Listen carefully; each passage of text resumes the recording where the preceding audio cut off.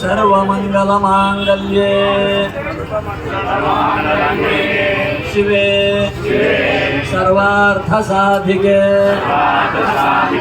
शरण्ये त्र्यंबके गौरी नारायणी नमोस्तुते जगदम्ब माता की जय।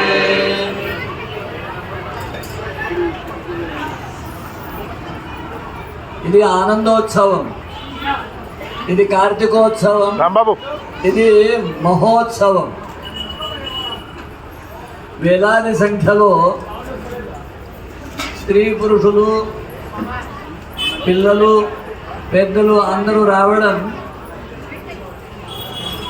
దాని అర్థం ఈ ప్రాంతంలో ఈ జనంలో ధర్మం నిండుగా ఉంది.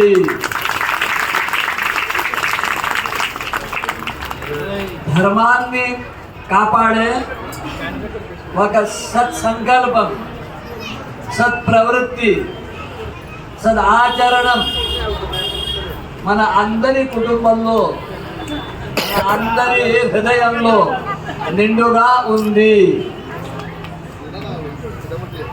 దానికి ప్రతిఫలంగా విశాలమైన సుందరమైన దివ్యమైన భవ్యమైన ప్రసాదాన్ని నిర్మించి ఆ ప్రసాదంలో ఆ త్రైలోక్య సుందరి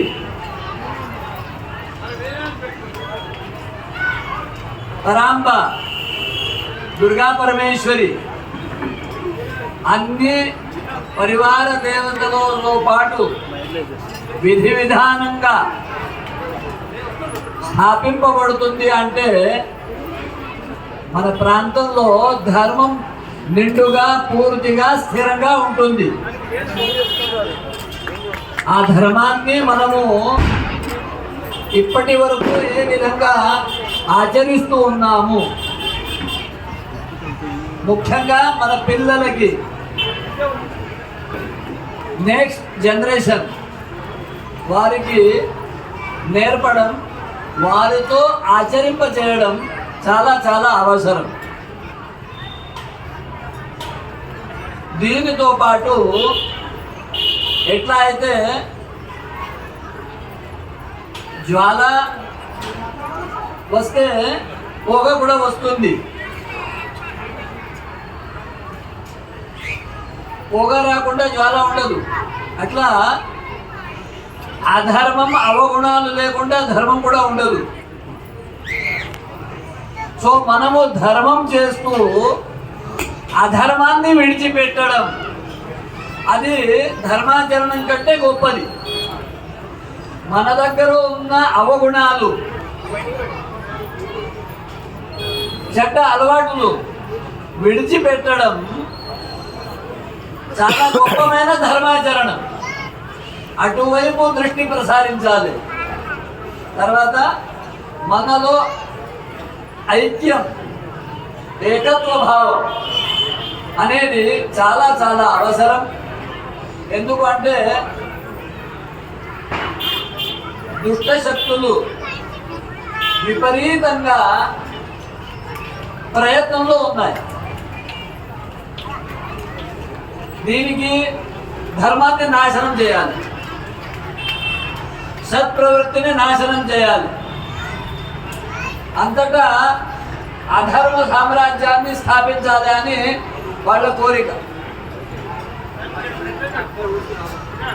వాడు సత్య సంకల్పుల మనది సత్య సంకల్పమా అనేది మనము ఆచరించి నిరూపించాలి. సత్య సంకల్పం మనదే, సత్య సంకల్పం మనదే. ఎందుకు?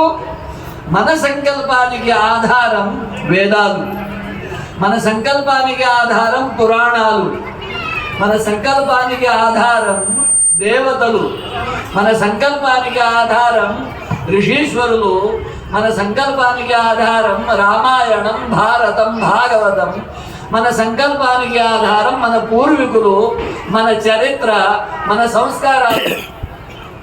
దానికి మనము వృథా చేయకుండా చాలా గట్టిగా, చాలా శ్రద్ధగా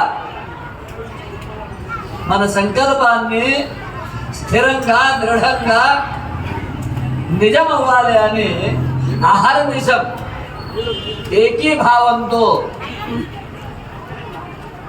శ్రమ చేయడం ఒక ఎత్తు అయితే, నిరంతరం చింతన చేయడం ఇంకో ఒక ఎత్తు. ఇవి అన్ని చేస్తూ మనము నిర్మించిన ఈ దేవాలయం అంటే కేవలం విగ్రహం అంటే అమ్మవారు కాదు, మొత్తం దేవాలయం అమ్మవారి రూపమే.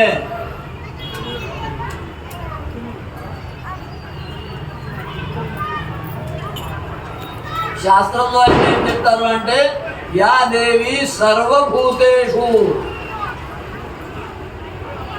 విద్యాసు శాస్త్రేషు వివేక దీపేషు ఆద్యేషు వాక్యేషు. నీ తప్ప ఎవరు ఉన్నారు? కనపడేది అంతా ఆ సచ్చిదానంద స్వరూపిణి అమ్మ యొక్క రూపాలే. ఆ భావం ఎప్పుడు మర్చిపోకూడదు. ఆ భావం మనలో స్థిరంగా ఉండాలి.